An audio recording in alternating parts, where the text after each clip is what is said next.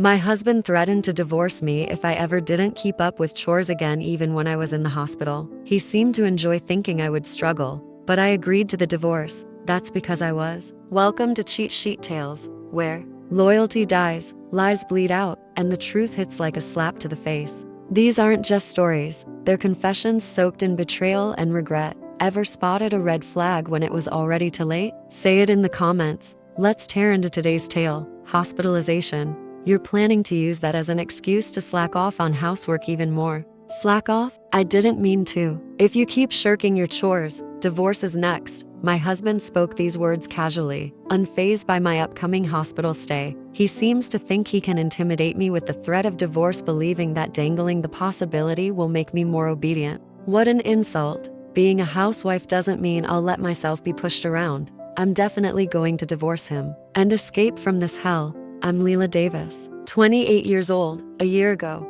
I married Marcus, a colleague from work. Although we were in different departments, our frequent interactions led to a relationship. After a smooth courtship, we got married. I left my job and embraced life as a full-time housewife. Before we tied the knot, Marcus had said to me, "Leela, after we get married, I'd like you to be a full-time housewife." Really? But I actually like my job. My mom was always a stay-at-home mom, and I think it's best for women to manage the home. Because of her, my dad could focus on his work without any stress. Is that so? Are you sure? I'm not exactly an expert in housework. That's all right. All I ask is that you manage the house without overburdening yourself.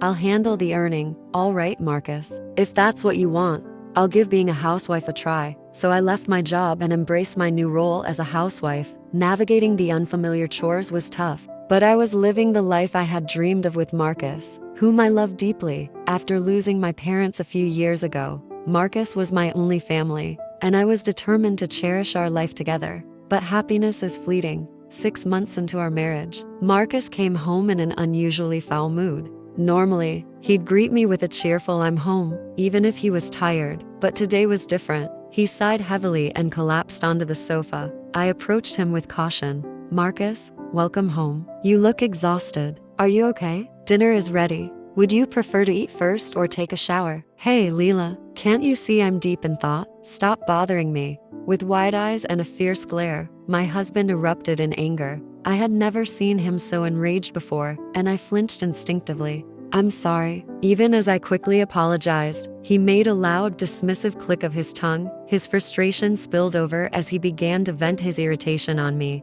"Must be nice just lounging around the house all day." "Wait, Marcus, what's this? All of a sudden, you're supposed to be a housewife, but you're really just idling away while I'm at work. You're really the worst." "Hold on, I'm constantly doing chores around the house." "Shut up. You're nothing but a leech and you have the nerve to talk back to me?" Without warning, he yanked a handful of my hair, lifting it painfully. Terror surged through me, and I cried out in desperation, "Stop it." But my plea fell on deaf ears. For the next hour, I was bombarded with harsh words, being called an inept wife and a freeloader. "I'm cutting our monthly expenses." He announced his disdain for me growing daily. At first, he reduced our spending money by $100. But now, I was left with only half of what I used to receive. Our relationship had devolved into something far from husband and wife. It felt more like master and servant, and this was just a year into our marriage. A year might seem short, but for me, it was a year of torment. Since Marcus lost his temper, time seemed to drag agonizingly slow. Each night, I faced his reprimands and blame for every minor infraction. Despite everything, I stayed with Marcus because I couldn't bring myself to truly dislike him. I clung to the hope that one day he would return to the man I once knew. Then one day, something unexpected happened. As I was cleaning the house, my cell phone rang. I glanced at the screen and saw a name I hadn't seen in ages. Tessa, a former coworker. Thrilled by the surprise call, I quickly answered. "Hello, Tessa. It's been a while." "Leela, it's been too long. Do you have time to talk?" "Absolutely. I hope you don't mind me asking, but are you having problems with your husband?" "Problems? Why do you ask?" "I recently heard something unsettling. Marcus has been speaking poorly of you at work."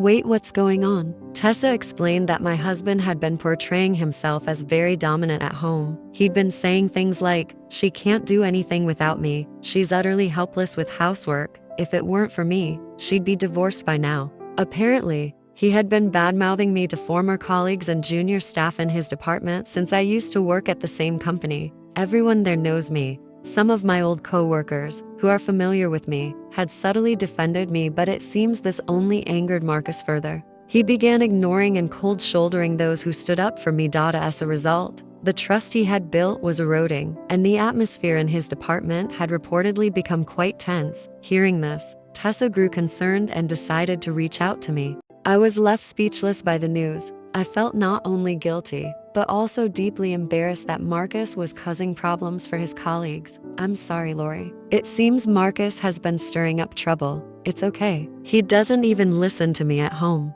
I understand, but it's important to address this before it gets worse for both your sake and Marcus's. You're right. Thanks, Lori. I'll make sure to talk to him tonight. Try to. And remember, if you need to talk, I'm always here. After thanking Tessa and ending the call, I returned to my cleaning, resolute to have a serious conversation with Marcus when he got home. I waited anxiously for his return. Several hours later, Marcus walked through the door as usual, heading straight for the fridge to grab a beer. Lately, he had stopped saying I'm home or sharing details about his day. After finishing his meal, he would often start lecturing me. So, I decided to bring up the topic before he could even take a sip of his beer. Hey, Marcus, how's work been lately? Huh? Why the sudden question? I'm not so incompetent that you need to worry about me. It's not about work. I actually heard something today. It seems you've been talking about me behind my back at the office. Talking behind your back? What are you talking about? Don't play dumb. I stared at him, making it clear I wasn't buying his act. I confronted him directly, catching him off guard. What's your goal here? It's not just at home, you're bad-mouthing me at work too. What's the point of creating a toxic atmosphere? In your department? Huh? What are you talking about? Do you realize that everyone is suffering because of you, Marcus? Why can't you see that? If you want to criticize me to my face, go ahead, but don't drag your colleagues into this mess. As soon as I finished speaking, a sharp slap echoed through the room. A dull, spreading pain on my left cheek made me realize my husband had just hit me. Why did you do that? Why? It's because you keep talking back.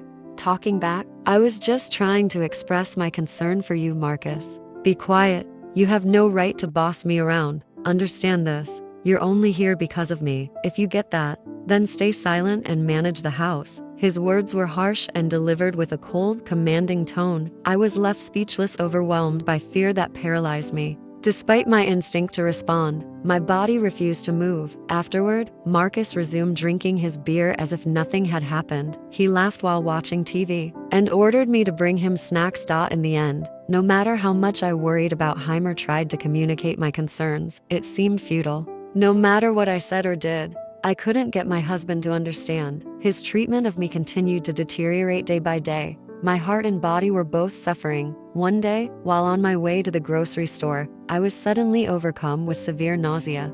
My vision blurred, and an intense dizziness struck me so violently that I couldn't stay on my feet. When I came to, I found myself in a hospital bed. The doctor, seeing me awake, explained my condition with gentle concern. You collapsed on the street. You're suffering from malnutrition, and the stress has caused you to develop a stomach ulcer. Hospitalization? But I'm a stay-at-home wife. And the household chores. What are you talking about? If you keep going like this, you'll end up completely worn out. I understand, but it was already past 7:00 p.m., so I decided to contact my husband to bring me some clothes. As I pulled out my phone, I was surprised to find a flood of messages that had arrived within the past hour. Where are you? Get home immediately. You're such a drain on my finances, neglecting your chores. He must have returned from work, found everything undone, and lost his temper. Summoning my courage, I called him. After a few rings, he answered. Where the hell have you been? What are you doing? He shouted as soon as he picked up.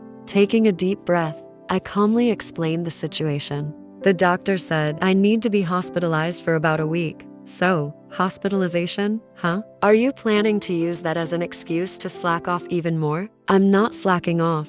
It's just you're already neglecting your chores. Next, it'll be divorce. What? Are you afraid of being alone if we split up? You don't have any relatives, do you? If I leave, you'll be completely on your own. Instead of showing any concern for my hospitalization, he was threatening divorce to force me to come home. At that moment, a rage I had never experienced before reached its peak. Enough. I've had enough. I realized that I could never be happy living With this man.it was better. 2.as I sorted through my thoughts. My husband, lost in his own arrogance, began taunting me over the phone.